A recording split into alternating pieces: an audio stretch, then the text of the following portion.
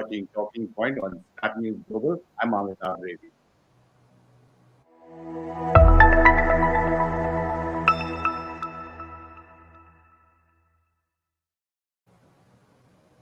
Washington, great to see you, Tony Glaser. And thank you again for giving us time. I do know and I won't reveal where all you have to go on a Friday morning. Thanks for giving us some time. Thanks for having me.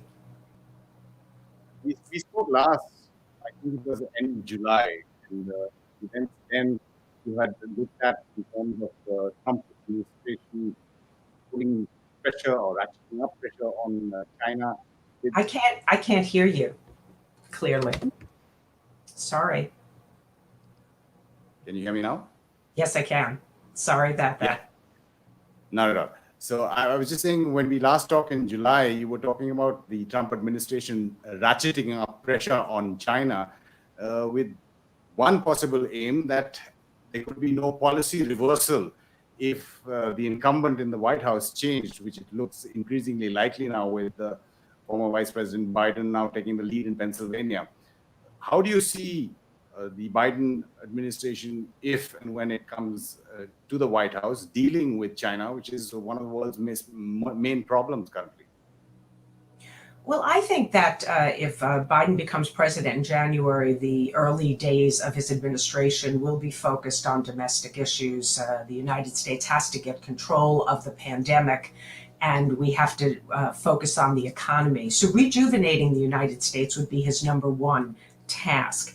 And then in his foreign policy, I think that he would be focused on rejuvenating alliances, really strengthening the relationships with countries and that are our allies and partners around the world, because those relationships have been damaged during the Trump administration.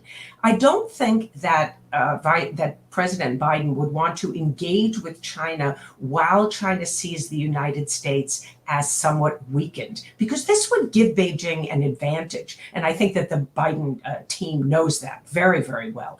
So eventually, over the course of the first year, I think that there would be a re-engagement with China, discussions about what our priorities would be in the relationship. And I think ultimately we will end up with a tough policy against China. I think that Biden inherits a great deal from the Trump administration, including the tariffs, which he is not going to unilaterally lift. In fact, it might give him some leverage over China in trade negotiations.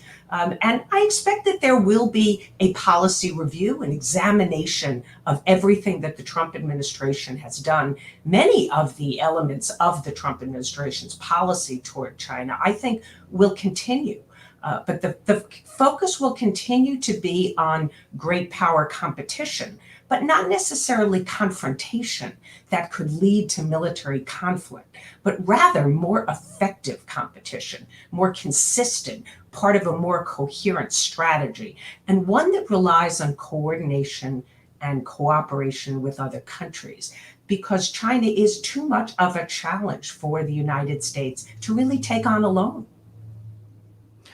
I just get to what you were talking about, the partnerships, the alliances that the US has been building as well. When you talk about what Biden administration will inherit in terms of China policy from the Trump administration, and you don't see any rollback immediately as well. You pointed out that trade could be used as leverage. All the connections or all the alleged connections that the Biden camp had with China and the policies from the past when he was vice president under Obama, do they not stick at all? I mean, how does Beijing view Biden? Well, I think that Beijing understands that the views in the United States toward China have changed fundamentally. Whether we look at public opinion polls and the attitudes of Americans, over 70% having a negative view of China, or Congress, which keeps putting out more and more legislation that is aimed at toughening the stance against China. The United States no longer sees China as a partner in strengthening the international system. there is a potential for cooperating with China on a few areas where we might have some convergence of interests, and climate change is at the top of that list. So I have no doubt that there will be at least an effort to engage with Beijing there. But I think the Chinese know that the United States is not going to return to the policies under the Obama administration, even though some of the same individuals may be in key positions in a Biden administration. They too have evolved in their views of China. We have seen over the last 4 years an increasingly clear set of evidence that China seeks to become a great power in a way that in ways that could damage the United States. Its effort at innovation, and we just saw this at the fifth plenum that took place in China, to ensure that China becomes a technological leader. This is viewed in zero-sum terms. For China to be great, the United States cannot be great as well. And many people accuse the Trump administration of pursuing zero-sum policies, but I would say that this actually started with China. So zero-sum game, we've already seen what Xi Jinping said during the party plenary when they're talking about the number one military power by, I think, 2027. Those deadlines are not changing.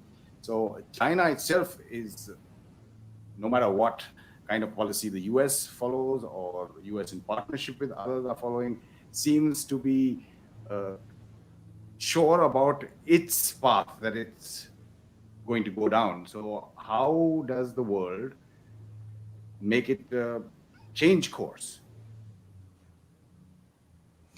Well, as I said, I think no one country can deal with China on its own, and there need to be efforts by like-minded countries to try and first protect their own interest, and that begins with protecting our values, our political systems, because China is indeed not only trying to strengthen its own authoritarian system and state-run capitalism, but in some ways helping other countries that are authoritarian to strengthen their system. So this is becoming more of an ideological competition. This is not just between, of course, the United States and China. We also are beginning to work together, I think, like-minded countries on protecting supply chains.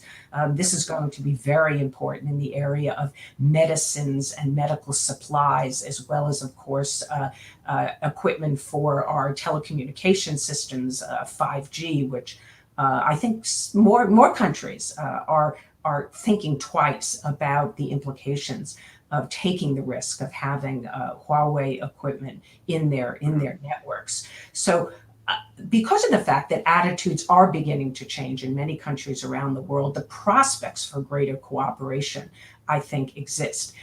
But influencing China's domestic policies, that's probably a bridge too far.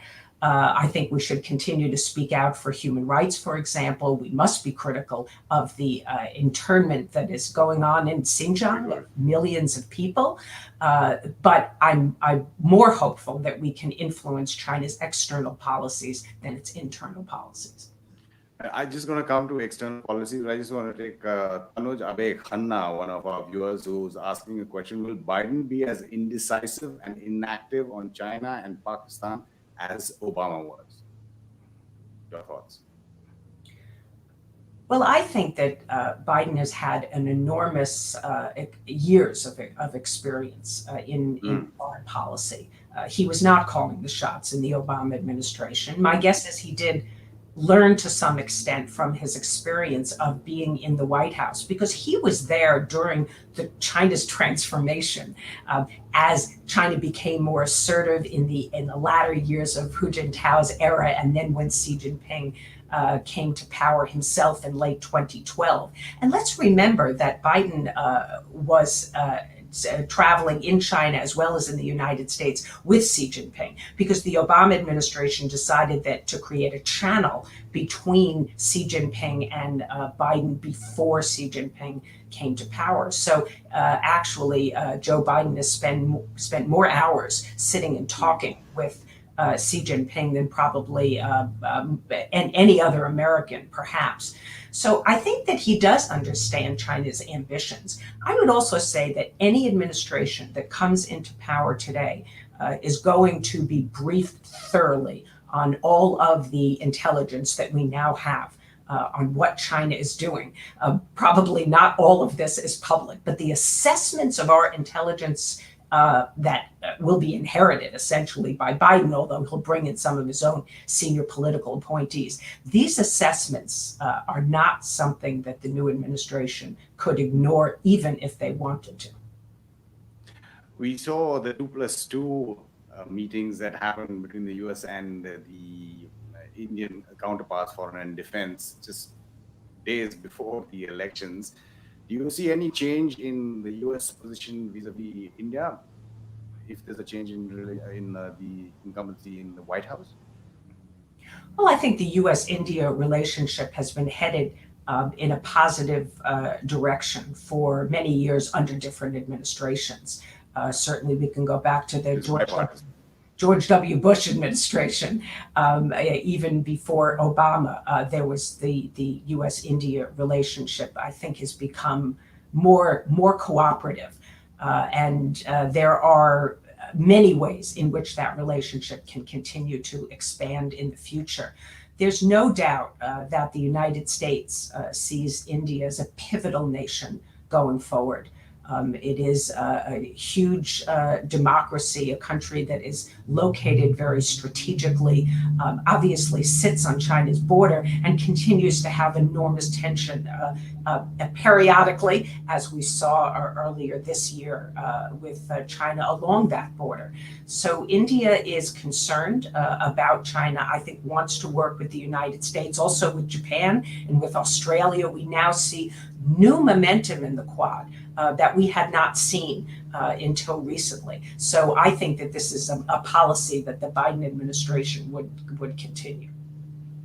You mentioned earlier that it would be difficult to change China's domestic policy, even though the pressure should continue. You were talking about Xinjiang and Tibet.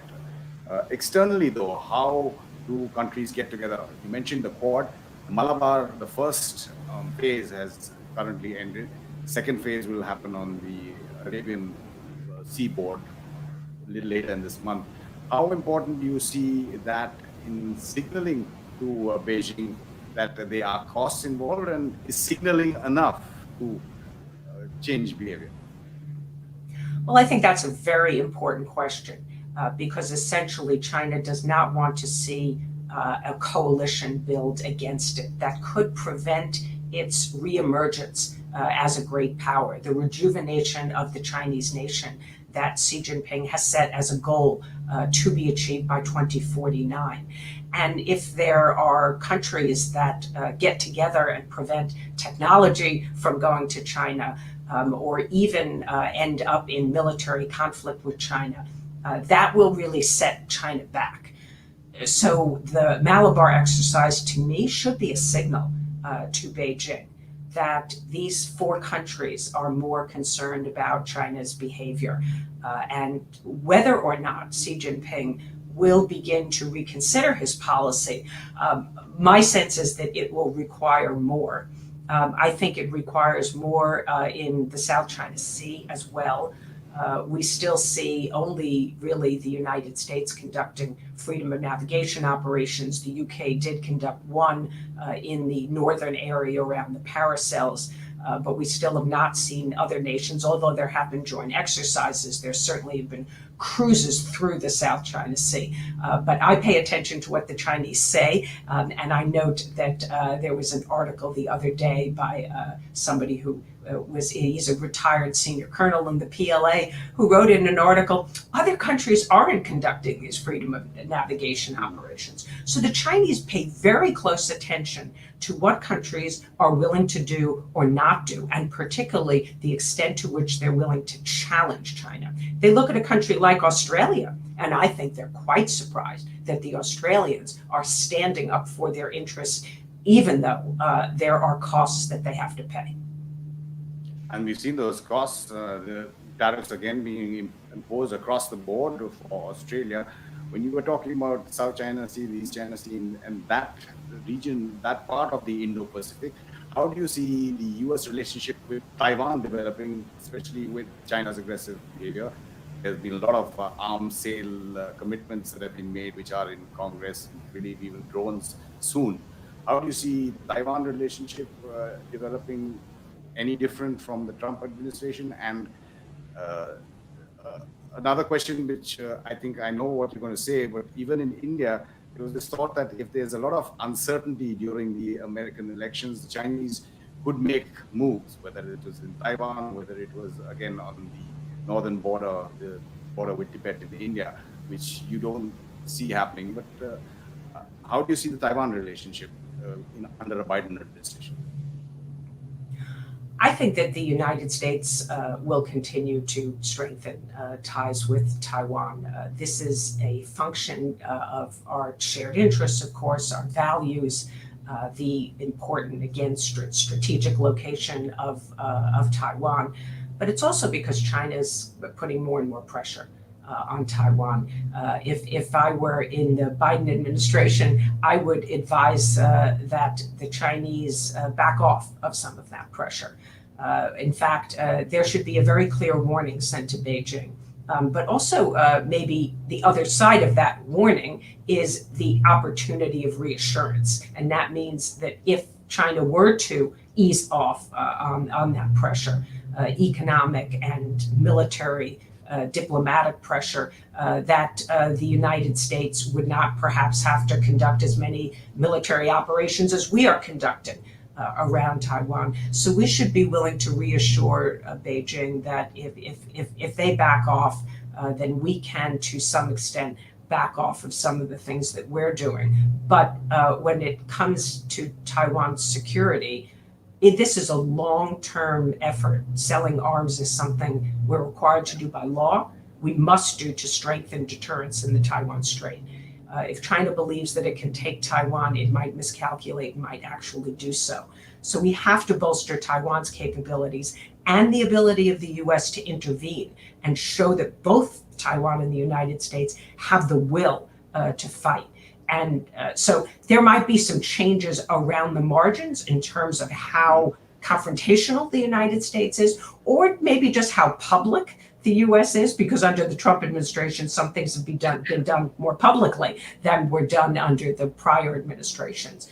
But I think that we should offer Beijing the opportunity to have a more stable situation in the Taiwan Strait. And that should include Beijing resuming official dialogue with the Taiwan government in Taiwan. I don't think the prospects are very good, but we should show them that there is a pathway forward if they want to have a more stable relationship both with the US and with Taiwan. You're talking about more action taking place in the South China Sea and in East China Sea as well. But it was interesting to see, even though it was Mike Pompeo visiting Sri Lanka, the Maldives, now they're all part of this larger construct called the Indo-Pacific, but it's the other side in terms of the Indian Ocean region. Ambassador, I beg your pardon, resident ambassador being announced in the Maldives. There's a defense arrangement which has also been signed between the two defense ministers. Do you see that focus also continuing apart from, say, ASEAN and Southeast Asia? Well, I certainly hope so. I think that the Asia-Pacific construct has been replaced for strategic reasons by the Indo-Pacific. Whether or not the new administration, assuming that Biden is inaugurated in January, whether or not they adopt the strategy or phrase of a free and open Indo-Pacific, that remains to be seen. Most administrations come in and want their own phrase to describe their strategy. I'm sure we won't be going back to the pivot to Asia. That has already been adopted now, I think, by the United States. So the question is only what we call it.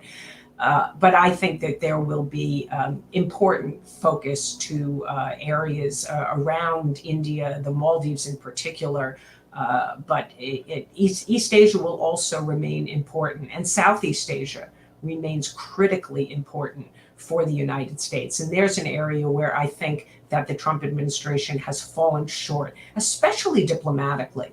The engagement of the US in many of these countries has diminished compared to the Obama administration. And the president himself has not attended senior meetings, for example, at the East Asia Summit. And this has resulted in more hedging activity by these countries. They are very fearful, of course, of challenging China. They don't want the retribution that could result, but they also don't necessarily see the United States as a reliable partner. And that has had very negative consequences, and it needs to be fixed. When you talked about Xi Jinping the last time in July, you were telling us that if he was seen domestically as being soft, say, in the LAC issue with India or other, say, Kakus or whatever else they're doing. We saw, in fact, recently, Coast Guard is now allowed to fire on other vessels, the Chinese Coast Guard. Xi Jinping and how he's seen internally and how that is connected to his external behavior. Do you see any relationship there? Well, first on the new, the Coast Guard law has just been apparently introduced as a draft, and it has now been put out for some, opinion. We'll have to see ultimately what that final law looks like. And to be fair, sometimes Chinese laws in draft form change to some extent before they actually go into law. So we'll see what is motivating. That is really, of course, what's of interest. Why did the Chinese see the need to use force by their Coast Guard? At the same time, there's other discussions about Coast Guards having to notify each other when they encounter each other, implementing the Code of Unplanned Encounters at Sea, which applies to Navy ships.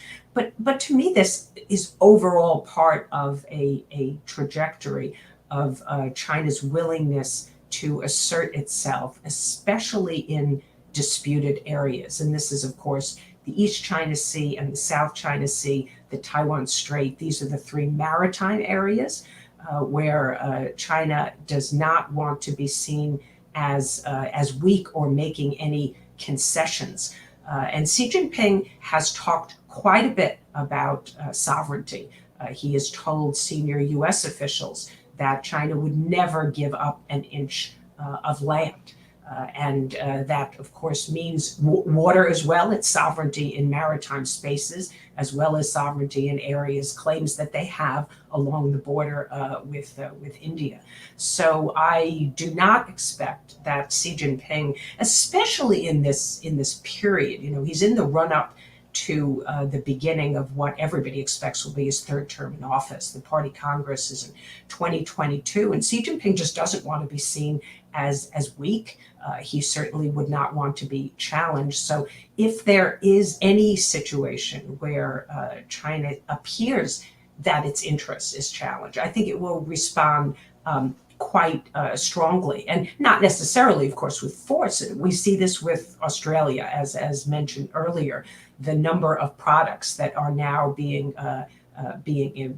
tariffs imposed on them because China is very unhappy about Australia's policies. We've seen this with South Korea in the past when South Korea deployed THAAD. So some countries, I think, have already been intimidated and are unlikely to challenge again. And I'm afraid that South Korea might be one of them. You talked about Xi Jinping not saying that not an inch of land, implying any kind of territory will be given up. But that's a position that India is also taking. How do you see India-China relations in the current period with actually nothing happening in terms of the standoff developing?